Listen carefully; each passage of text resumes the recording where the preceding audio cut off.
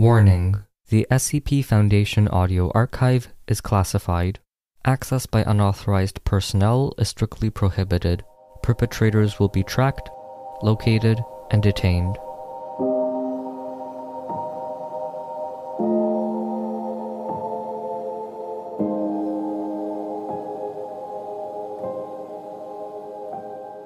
Humanoid remote drones. Item number: SCP-1116. Object Class: Euclid. Special Containment Procedures. SCP-1116-1 through 6 and 8 are to be kept in individual 5x5x3 meter containment cells at Site. Each cell is to be shielded against radio frequency transmissions of up to watts transmissive power with frequencies ranging from megahertz to gigahertz. All electronic monitoring and communications equipment must be hardwired with shielded cabling. No wireless communication devices are permitted within meters of any instance of SCP-1116. Site is to maintain on hot standby 2 frequency agile RF jamming devices of at least kilowatts output to be activated in case of containment breach by SCP-1116. No specimen of SCP-1116 is permitted above ground at any time unless fully enclosed in a container with the specified shielding. Line of sight to the sky must be blocked at all times. Each cell is to contain 1 chair constructed of non-metallic, non-conductive materials, secured to the floor and equipped with mechanical restraints and waste disposal facilities, as well as 3 wide-spectrum RF antennas connected to software-defined radio receiving equipment. All recorded radio transmissions from SCP-1116 specimens are to be forwarded to Site for analysis. Specimens are to be fed 3 times daily, with processed food only. Use of restraints during feeding is mandatory. Specimens must be led through calisthenics 2 times daily, using vocal commands. See Schedule 1116-C for approved exercises and document 1116-B blank for known command phrases and current macros. Cells are not to be opened during exercises.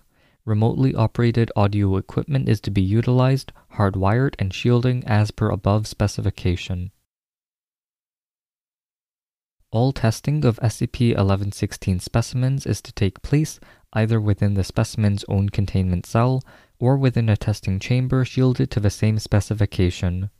Transport between containment cell and testing chamber is to take place under armed guard, with the specimen restrained and both RF jamming devices activated. During transport and testing, all verbal interactions between researchers and/or security staff are to be confirmed by hand signal. See Addendum 1116-1.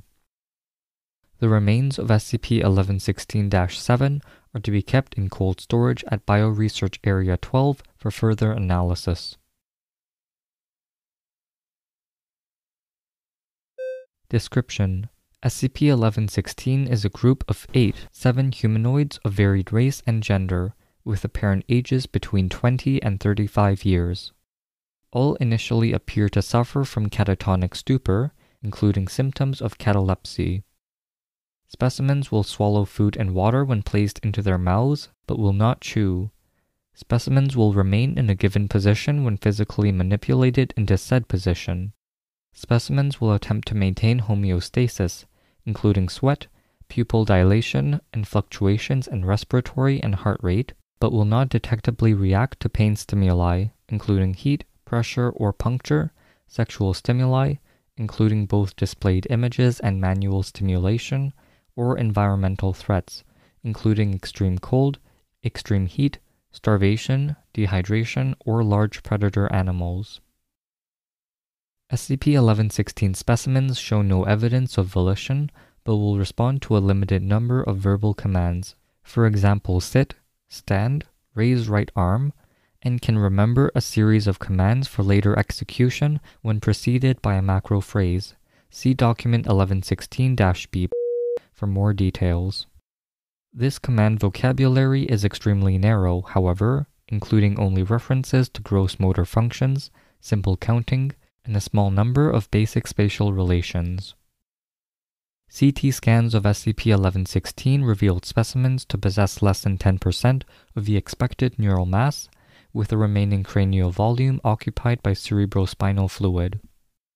Embedded in the outer layer of a skull is a mesh of metallic filaments composed of an alloy of silver, percent, zinc, percent, and percentage, and forming a pattern closely resembling a iteration box fractal. SCP-1116 specimens appear to use this mesh layer as a radio antenna and will transmit to times per hour on different frequencies. Energy for these transmissions appear to derive from normal metabolic processes, but the specific mechanism for generating the required current has not yet been identified. The only vocalizations from specimens to date, excepting incident I-1116-23, see below, have been low volume, atonal singing noises corresponding to periods of radio transmission. Cryptographic analysis of outbound transmissions is ongoing. Current evaluations indicate that they are likely connection requests using an unknown protocol. Addendum 1116-1. After the events of Incident I-1116-23, it has been determined that the cranial antenna of an SCP-1116 specimen can be used to produce localized packets of heated air, creating sound waves audible only to the individual personnel. Multiple survivors of Incident I-1116-23 claimed they heard orders which were determined never to have been given, contributing to and prolonging the containment breach of SCP-1116-7. Containment procedures have been updated accordingly. Incident I-1116-23. Document number I-1116-23. Date 20. Location, Site.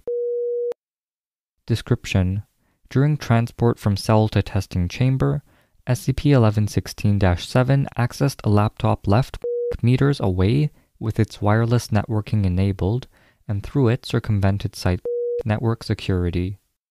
Audio recordings indicate that coincident with the network breach, subject made a brief singing sound, then proceeded to become active and breach containment, resulting in the deaths of researchers and security personnel, as well as the subject's escape from the facility. Subject was re-engaged 0.5 kilometers away after an additional minutes and was fatally wounded in the ensuing firefight. Transmissions did not fully cease, however, until subject's cranium was destroyed. Forensic analysis of a network breach has yet to determine the full extent of the compromised data, but given the band frequency emissions detected from the subject for the duration of its time on the surface, estimates put the total data leakage at up to gigabytes.